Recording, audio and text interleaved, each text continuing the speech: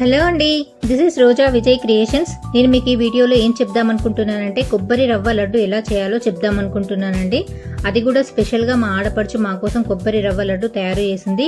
మేము ఏమేమి చేసామా కొబ్బరి లడ్డుకి అనేది సరదా ముచ్చట్లన్నీ నేను మీకు ఈ వీడియోలో చూపిస్తానండి. ముందుగా కొబ్బరి రవ్వ లడ్డు చేసుకోవడానికి మనం కొబ్బరి తురుము తీసుకొని పక్కన పెట్టేసుకోవాలి. దాని తర్వాత రవ్వ కూడా తీసుకొని కడాయి పెట్టుకుని నెయ్యిలో రవ్వ వేయించాలండి. వీడియోలో చూపిస్తున్నట్టు బ్రౌనిష్ కలర్లో వచ్చేలాగా వేయించి పక్కన పెట్టుకోవాలి. మళ్ళీ నెయ్యి తీసుకొని ఇంతకుముందు కొబ్బరి తురుము అని చెప్పాను కదండి, దాన్ని తీసి దాన్ని కూడా వేయించుకోవాలి.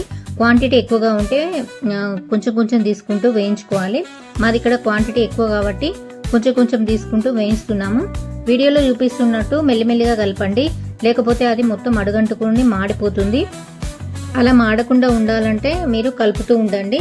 అది అయిపోయాక మనం ఈలోపు ఇలాచీ తీసుకొని ఇలాచీ పౌడర్ వేసుకొని దాని తర్వాత దాన్ని అందులో వేసి కలిపేసుకోవాలి. ఇప్పుడు కొబ్బరి రవ్వ రెండు మిక్స్ చేసుకోవాలండి బాగా. అందులో ఇలాచీ పౌడర్ వేసుకొని అవి వేరువేరుగా కాకుండా మొత్తం కలిసేలాగా మంచిగా బాగా మిక్స్ చేసుకోవాలి. వీడియోలో చూపిస్తున్నట్టు బాగా కలిపేసుకోండి, విడివిడిగా ఉండకుండా మొత్తం కలిపేలాగా చూసుకోండి.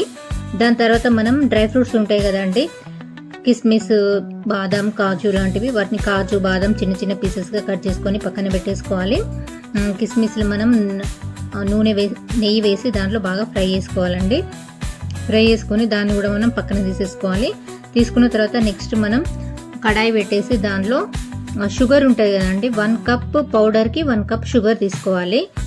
సేమ్ క్వాంటిటీ తీసుకోవాలండి. మాకు ఇక్కడ షుగర్ కొంచెం తక్కువ పడిందని చెప్పి మా అల్లుడు షాప్కి వెళ్ళి మరీ షుగర్ తీసుకొచ్చిండు. దాంతోపాటు ఒక బిస్కెట్ ప్యాకెట్ కూడా తెచ్చుకున్నాడు. తర్వాత షుగర్లో కొన్ని వాటర్ పోసి మనం షుగర్ సిరప్ తీసుకోవాలండి. పానకం లాంటిది ఏం పట్టకుండా జస్ట్ సిరప్ లాగా తీసుకుని వాటిని వాటర్ పోసి ఇట్లా పొంగొచ్చేదాకా దాన్ని వేడి చేసుకుంటే అయిపోతుంది. ఇలా ఒక పొంగొచ్చిన తర్వాత దాన్ని స్టవ్ ఆఫ్ వేసుకొని దాన్ని దాన్ని పౌడర్లో కలిపేసుకోవాలండి. వీడియోలో చూపిస్తున్నట్టు మెల్లిమెల్లిగా కొంచెం కొంచెంగా కలపాలి. ఒకేసారి మనం వేసామనుకోండి అది మొత్తం పేస్ట్ అయిపోతుంది. అందుకని కొంచెం కొంచెంగా కలుపుకున్నాం. అది క్వాంటిటీ ఎక్కువ కాబట్టి మేము కొంచెం కొంచెంగా కలుపుకున్నాం. మీరు 1 కప్ వేసుకున్నట్లయితే 1 కప్పు మీకు ఈజీగా తొందరగానే కలిపేసుకోవచ్చు, ఒకేసారి వేసేసుకునైనా. క్వాంటిటీ ఎక్కువగా ఉంది కాబట్టి మేము వీడియోలో చూపిస్తున్నట్టు కొంచెం కొంచెంగా తీసుకొని కలుపుకున్నాము. మనం ఇంకా బాజు కాదం ఇందులో వేయలేదండి. వాటిని కూడా కొంచెం నెయ్యిలో ఫ్రై చేసి మంచిగా వాటిని అందులో వేసేసుకోవాలి. టేస్ట్ బాగుంటుంది కాబట్టి.